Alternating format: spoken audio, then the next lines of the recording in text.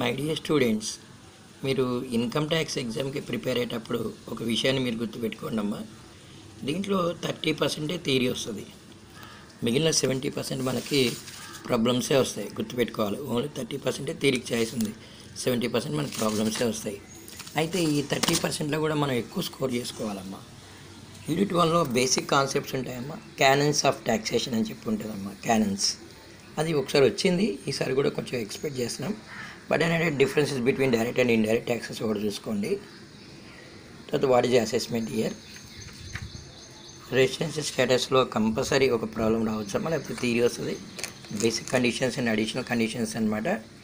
ఈ శాలరీస్ అనే దాంట్లో పెర్క్విజిట్స్ అనేది ఇంపార్టెంట్ అమ్మా. హెచ్ఆర్ఏలో ఒక ప్రాబ్లం రావచ్చు. Who is a non resident Indian అని అడగవచ్చు. తర్వాత డిడక్షన్స్ అండర్ సెక్షన్ 24, ఇది ఇన్కమ్ ఫ్రమ్ హౌస్ ప్రాపర్టీలో ఉంటుంది. 24A standard deduction, 24B international loan taker అని చెప్పి ఉంటుంది అనమాట. అంటే ఈసారి హౌస్ ప్రాపర్టీలో ఒక థియరీ క్వశ్చన్ కూడా ఎక్స్పెక్ట్ చేస్తున్నాం అమ్మ. Right the procedure of calculation of income from house property అని చెప్పి. తర్వాత డిప్రిషియేషన్లో ఒక ప్రాబ్లం అనేది గ్యారంటీకి వచ్చే ఛాయిస్ అనేది ఉందమ్మా ఈసారి, నో డౌట్. తర్వాత క్యాపిటల్ గెయిన్స్లో మనకు కొంచెం థియరీ కనిపిస్తుంది, long term and short term capital gains అని చెప్పి కంపల్సరీ అమ్మ. తర్వాత డిడక్షన్స్ అండర్ సెక్షన్ 54, ఇది కూడా దాంట్లోదే. క్లబ్బింగ్ ఆఫ్ ఇన్కమ్ అని చెప్పి ఉందమ్మా. Clubbing of income. తర్వాత agriculture income short answer question ఒకటి వచ్చింది. మీరు లాంగ్లో ఇది చూసిన ఆశ్చర్యపోకలు, ఎందుకంటే చాలా టైమ్స్ నుంచి ఇది షార్ట్కే ఇస్తున్నాడు, లాంగ్ వేయలేదు, ఇది సరిపోవచ్చేమో. ఇన్కమ్ ట్యాక్స్ యాక్ట్ 1961 గురించి కొంచెం మీరు కంపల్సరీ తెలుసుకోండి. మీరు ఇన్కమ్ ఫ్రమ్ శాలరీలో ఈ ప్రొఫార్మా కంపల్సరీ నేర్చుకోండి అమ్మా. తర్వాత స్టాండర్డ్ డిడక్షన్ అని చెప్పి ఉంటుంది, ఆ స్టాండర్డ్ డిడక్షన్ ఒకటి నేర్చుకోండి. ఏమొద్దు, ప్రొఫార్మా చూపించాను అంతే మీకు.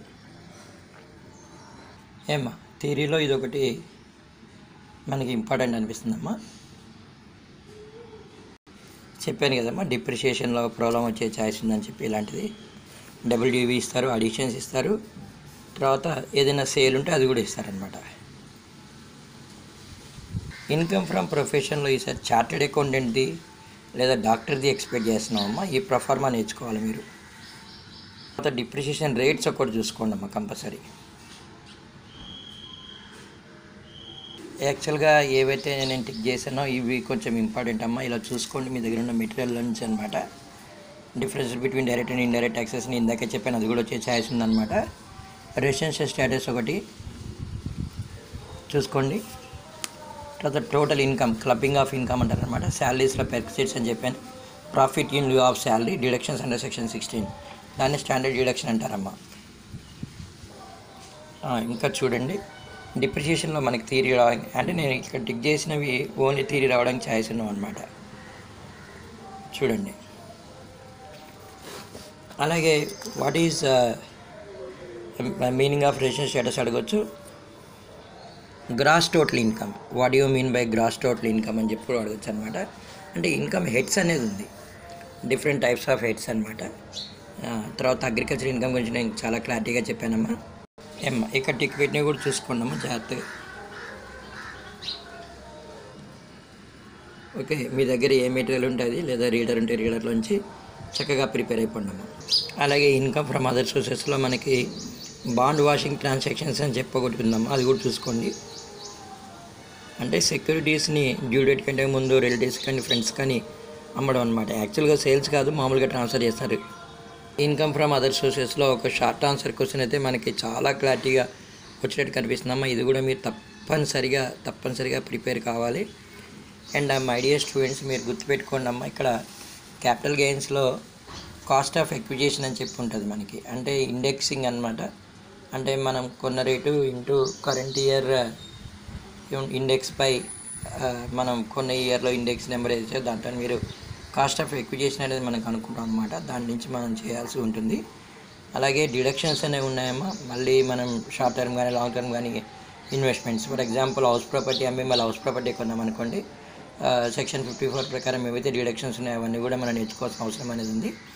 స్టూడెంట్స్ ఎక్కువ స్కోర్ చేసుకున్నది ఈ ఇన్కమ్ ట్యాక్స్ పేపర్లో నేను చెప్తున్నాను కదండి. ఇన్కమ్ ఫ్రమ్ హౌస్ ప్రాపర్టీ, కొంతమంది పిల్లలు అడుగుతున్నారు, సార్ మనకి 2-3 హౌసెస్ ఉన్నది వచ్చిందా రాలేదా అని చెప్పి అడుగుతున్నారు. అవునమ్మా, ఒక 2 హౌసెస్ ఉన్నది లేదా 3 హౌసెస్ ఉన్నది ఇస్తారనమాట. ఒకటేమో లెట్అవుట్ సెల్ఫ్ ఆక్యుపైడ్ ఉంటుంది అనమాట. సెల్ఫ్ ఆక్యుపైడ్కి యాక్చువల్గా మనం ఇంట్రెస్ట్ ఆన్ లోన్ టేకన్ ఒకటి అలౌ చేస్తామన్నమాట, అది గుర్తుపెట్టుకోవాలి. తర్వాత ప్రీవియస్ ఇయర్, తర్వాత current year, assessee. Who is assessee కదమ్మా? అసెస్సీ అంటే ఎవరి ఇన్కమ్ అయితే ఇన్కమ్ ట్యాక్స్ డిపార్ట్మెంట్ వాళ్ళు క్యాల్కులేట్ చేస్తారు. It doesn't mean that he should pay tax అనమాట. So assessee, what is a previous year and what is a current year, ఇవన్నీ కూడా basic concepts అమ్మ. అయితే నేను ఇందాక చెప్పినట్టు ఇన్కమ్ ట్యాక్స్ యాక్ట్ 1961 అనేది మాత్రం మనకి క్వశ్చన్ పేపర్లో చాలా చాలా క్లారిటీగా మనకు కనిపిస్తూ ఉంటుందమ్మా, మీరు గుర్తుపెట్టుకోండి. తర్వాత మళ్ళీ కూడా ఇది ఎప్పుడు మర్చిపోకండి, థియరీ మాత్రం 30% వస్తుంది, ప్రాబ్లమాటిక్ మాత్రం 70% రావచ్చు అనమాట. కొన్ని ఇంపార్టెంట్ ప్రాబ్లమ్స్ అనేవి మీకు చూపిస్తాను ఇప్పుడు, అవి మీరు ప్రాక్టీస్ చేసుకోండి. ఇది ఇన్కమ్ ఫ్రమ్ బిజినెస్లో ఒక ప్రాబ్లమ్ అని చూసారమ్మా, ఇది కొంచెం ఇంపార్టెంట్ అనిపిస్తుందమ్మా, ప్రాక్టీస్ చేసుకోండి.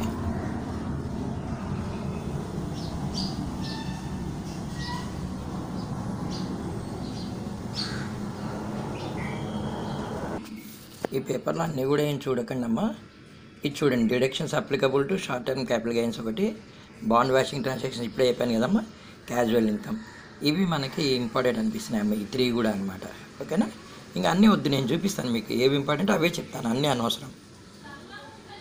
తర్వాత రెసిడెన్షియల్ స్టేటస్లో కూడా క్వశ్చన్ వచ్చినప్పుడు ఇలా టేబుల్ వేసి రాస్తే మంచి స్కోర్ చేయడానికి ఆస్కారం అనేది ఉందమ్మా, గుర్తుపెట్టుకోండి. మన వీడియోస్లో ప్రీవియస్ క్వశ్చన్ పేపర్స్ పెట్టాను నేను, తర్వాత కొన్ని ప్రాబ్లమ్స్ హౌస్ ప్రాపర్టీ ఎక్స్ప్లెయిన్ చేశాను, క్యాల్కులేషన్ ఆఫ్ ఏఆర్వీ, అవన్నీ కూడా చూసుకోండి అమ్మా, చాలా చాలా చాలా ఇంపార్టెంట్. ఇదే అమ్మా రెసిడెన్షియల్ స్టేటస్ అనమాట. ఓకే, యాక్చువల్గా ఇండివిజువల్స్ ఉంటుంది, హెచ్యుఎఫ్ ఉంటుంది, మనం అన్నీ నేర్చుకోవడం అనేది కష్టమైద్దామా, హెచ్యుఎఫ్ కూడా కొంచెం కాన్సన్ట్రేట్ చేయండి. ఇక పిల్లలు మన అడుగుతున్నారు, సార్ ఫస్ట్ థియరీ రాయాలా, ప్రాబ్లమేటిక్ పార్ట్ చేయాలా అని చెప్పి.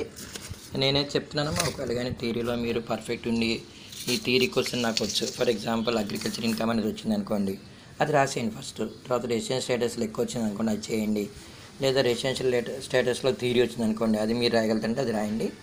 ఎందుకంటే మనకి స్టార్టింగ్లోనే స్కోరింగ్ అనేది మంచిగా అయిపోవాలన్నమాట, అయిపోతే తర్వాత మనం కొంచెం అంటే యాక్యురేట్గా రాకపోయినా మార్క్స్ అనేవి స్కోర్ అవుతాయి. తర్వాత పిల్లలకి ఇంకో మాట చెప్తున్నానండి, ఏంటంటే income from business and profession అనేది చాలా ఈజీగా ఉంటుంది, మీరు గుర్తుపెట్టుకోండి. నెట్ ప్రాఫిట్ తీసుకోండి, ఇన్కమ్ ఫ్రమ్ బిజినెస్లో చెప్తున్నానమ్మా. దానికి ఇన్అడ్మిజిబుల్ ఎక్స్పెన్సెస్ యాడ్ చేయండి.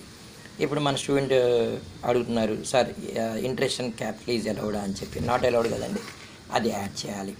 అలాగే డిప్రిషియేషన్ విషయంలో ఏదైతే అలౌ చేయని డిప్రిషియేషన్లో దాన్ని యాడ్ చేయండి, అలౌబుల్ డిప్రిషియేషన్ లాస్ట్లో మైనస్ చేసుకోండి. ఇలా చూసుకుంటూ వెళ్ళిపోండి అమ్మ.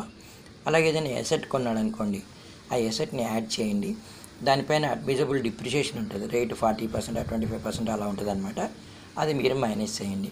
అలాగే డిప్రిషియేషన్లో మాత్రం మీరు కంపల్సరీగా లెక్క చేయడం నేర్చుకోండి. డబ్ల్యూడివి తీసుకోండి, అడిషనల్ పర్చేజ్ యాడ్ చేయండి, ఏదైనా ట్రాన్స్ఫర్ సేల్ ఉంటే అది మైనస్ చేయండి, మైనస్ చేసి దాని మీద మీరు డిప్రిషియేషన్ అనేది క్యాల్కులేట్ చేయాల్సి ఉంటుంది.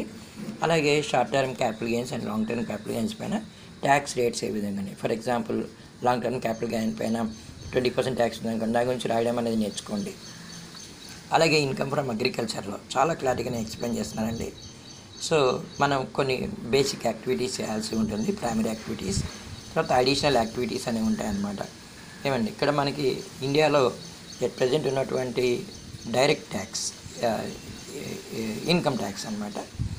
సో దీని మీద మీరు కంప్లీట్గా నేర్చుకోండి. 1961 అనమాట, హిస్టరీ కూడా ఉంది దీనికి. క్యానన్స్ అంటే కొన్ని ప్రిన్సిపల్స్ పైన ఇది డిపెండ్ అయి ఉందన్నమాట. అంటే వెల్త్ డిస్ట్రిబ్యూషన్ ఇవన్నీ కూడా మీరు అంత డెప్త్గా ఏమవుతండి. అంటే నేను చెప్తున్నాను యాక్చువల్గా, ఎందుకంటే ఇందాక అన్నాను కదా మీకు, థియరీ ఇన్కమ్ ట్యాక్స్లో థియరీ 30% ఉంటుంది, ప్రాబ్లమేటిక్ పార్ట్ 70% ఉంటుంది అని చెప్పి. ఇలా ఎక్స్పర్ట్ వ్యూస్కి వినడానికి ఒక 10 minutes మనం కేటాయించినట్లయితే కంప్లీట్గా మనం ఇన్కమ్ ట్యాక్స్ గురించి నేర్చుకోగలుగుతాము, రాయగలుగుతాము మంచిగా.